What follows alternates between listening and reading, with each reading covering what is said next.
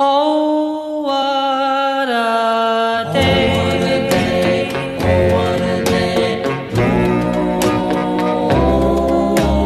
Oh, what a day. Oh, what a day when we fell in love. Birds sang, people were gay. So we're going to take a look at a car that is a little unique for us, to say the least. A lot of times we get people that call us and want us to finish projects for them, and 95% of the time we say no. So this man came by with this idea that he wanted us to help work on this hot rod car that he had and blah, blah, blah. So we didn't pay that much attention to him. He came in and started talking to him a little bit, and he had a bunch of pictures and he was showing us the car, and we're talking about this and started to get a little more interested in it, and starts showing some more pictures. And he's got a picture of this car on the starting line in Bonneville in about 1955, which was really cool. And so I started asking him more questions because it's interesting. And then he's got more pictures of it at a drag strip in Michigan and around the Midwest, because the old man was drag racing it everywhere. So we got talking about the Bonneville trip. So the old man built the car, and then he drove this thing from Michigan to Bonneville. So what is this? This is a car that is exactly where hot rodding catapulted. It really did. Hot rodding always existed. I mean, the moonshiners, and I think when the third car was built, they were hot rodding it to some degree. But when the guys came home from World War II, there was a whole bunch of things that really took off and started happening. That's what this is. So this guy finished World War II, was a B-17 pilot, came home to his garage next to his house in Michigan. He was a mechanic, and saw an article in Hot Rod magazine, or one of the magazines back then, of an Indy car, current Indy car. So that's what this car was. It was built based on an article in a magazine that showed the Indy car. So the guy took the car from the magazine article and he expanded on it, made it a little wider, made it a little bigger, to drive it on the street and do what he wanted to do, drag racing it and driving it to Bonneville. So that's what this is. This guy took this magazine article and he built this car in the garage next to his house, and it's unbelievable. The more I started looking at it, the cooler I thought this thing became. We put it on a lift and lifted it up, which we will. We'll look at the bottom of it. We'll look at the innovations.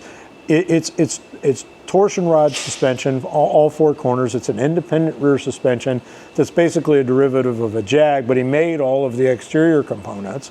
It's so cool, and it's amazing that it was built in 53, 4, 5, somewhere in that neighborhood. It's got a Gen 1 dual quad Hemi in it. It's got a 3-speed manual transmission. And he went 140 some miles an hour in this thing at Bonneville in 1955, 6, whatever year it was.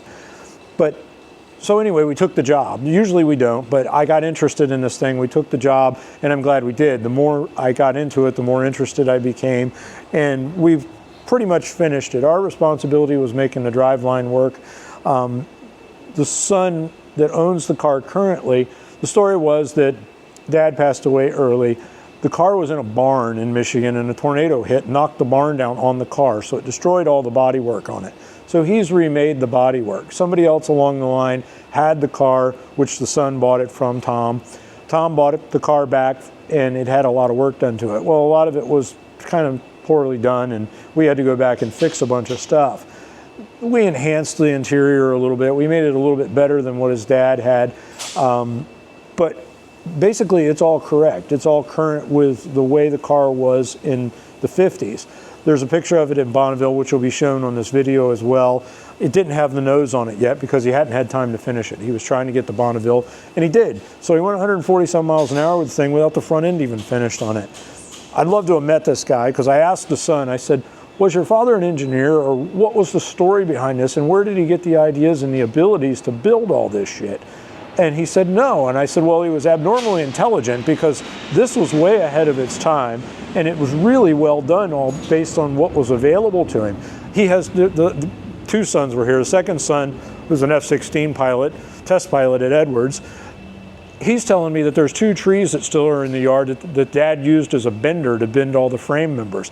But that's how cool this was, and that's what these guys were doing back then when they came home from the war. They still wanted to get the rush of going fast and all the stuff that they'd experienced in the planes and what have you. And that's where the belly tank cars that were in Bonneville have come from. That was all a derivative of World War II. And this is exactly what this is. This is truly a piece of history for hot rodders everywhere. I mean, this is where hot rodding took off and where it went to the next level. And these guys were really cutting edge and doing the things that they were doing.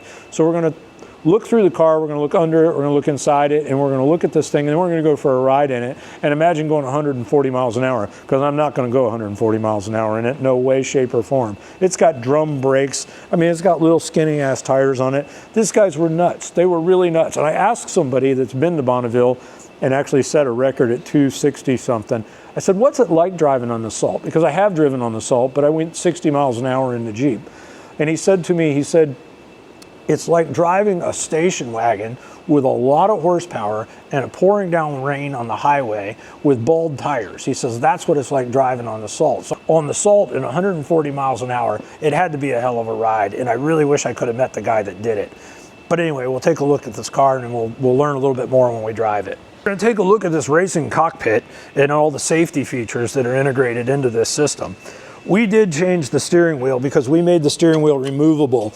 Both sons are taller than I am even, and I couldn't get in the damn thing. I don't know how the guy did. So we made the steering wheel removable with some modern parts, made the steering wheel a little bit smaller, and we put a little more creature comforts. The seats weren't quite as fancy in the car in the original pictures, but it's the same basic thing. This part is original. I think the dash is original, the firewall is original. There's a number of components of the car that didn't get damaged and were reused. But the pedals and getting into the car and the metal floor, and you can see the truss type frame rails on the side, all of this stuff in here. This is really cutting edge for back then. I'm telling you, these guys were really, this guy was out there. He was doing his thing. So here's the safety features.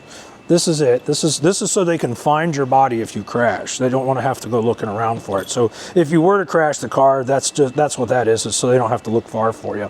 The original gauges, that's all correct. We did remove the overdrive because it interfered with our tunnel, which made it so a larger person could get into the car.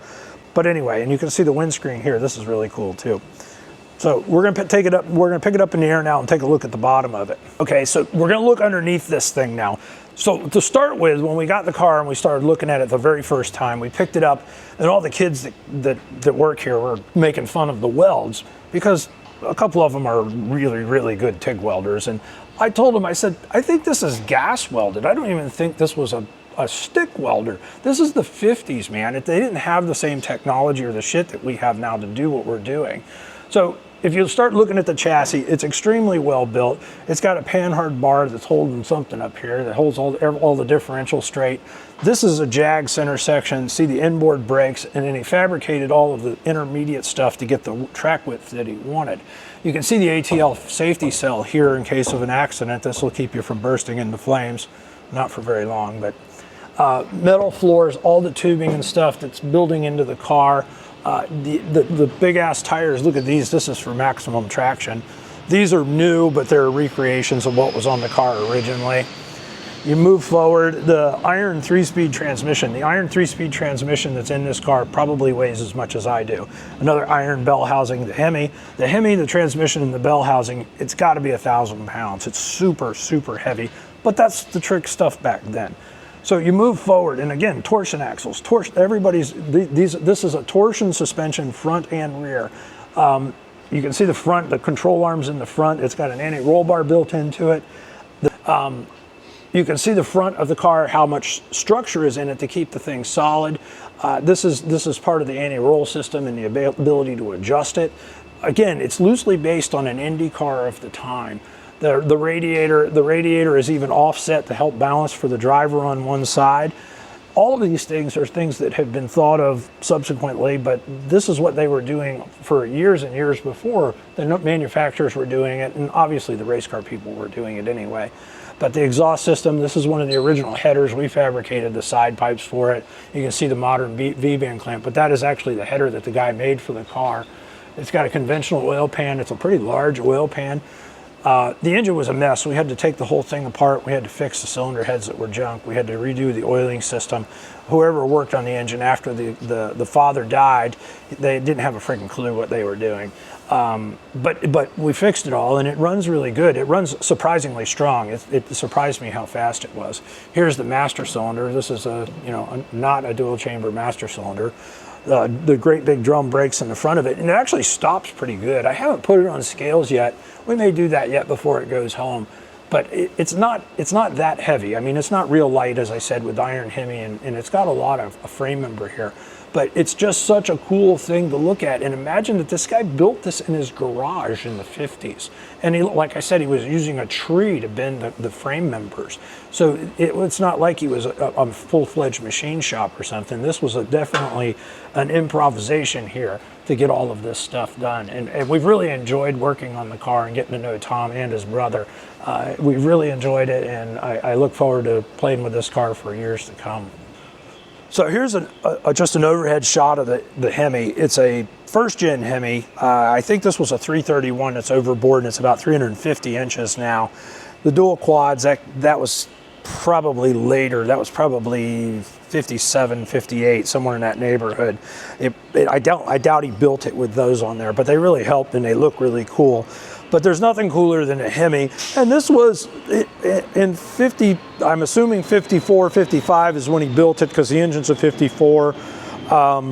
This was the thing to have. I mean, there really wasn't much else that you would have been after until 55 or 56. The small block Chevy was out, the Pontiac was doing real well, maybe a Cadillac or something, but this was the shit. This was the thing that you would have wanted to put in the car. We have done a couple of things to make it a little more reliable. We put new Edelbrock carburetors on it, which is not my favorite carburetor, but it's a correct reproduction of an AFB, which is what was on it. We did put a modern ignition system in it. It had a Spalding ignition system in it, which I'd never seen one before. I knew what it was, but I'd never seen it.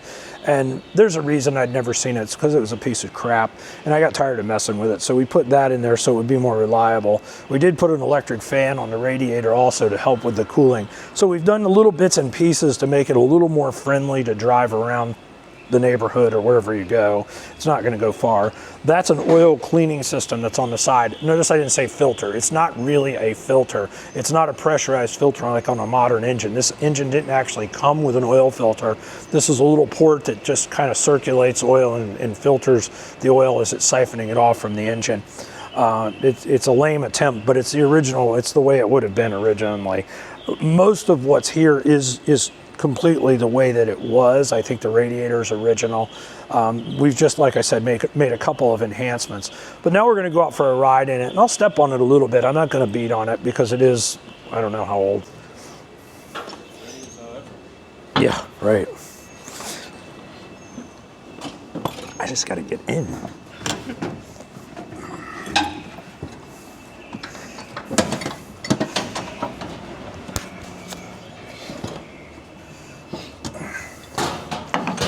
Putting on a seatbelt. Not either. I think we crash, we die. I think it'd be better to get thrown out of it.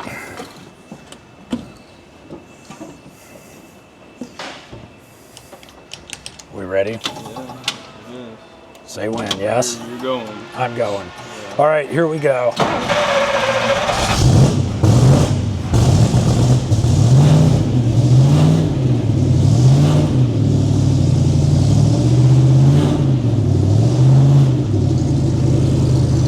See how much room is in it.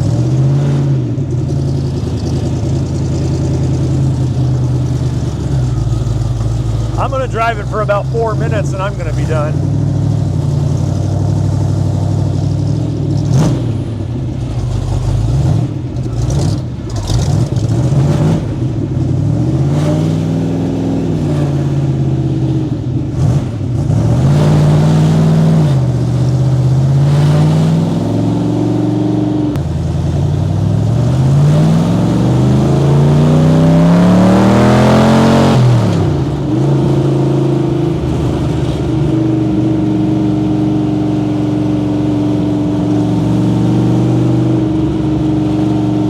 Actually drives pretty damn well. It responds nice. There's no slop in the steering.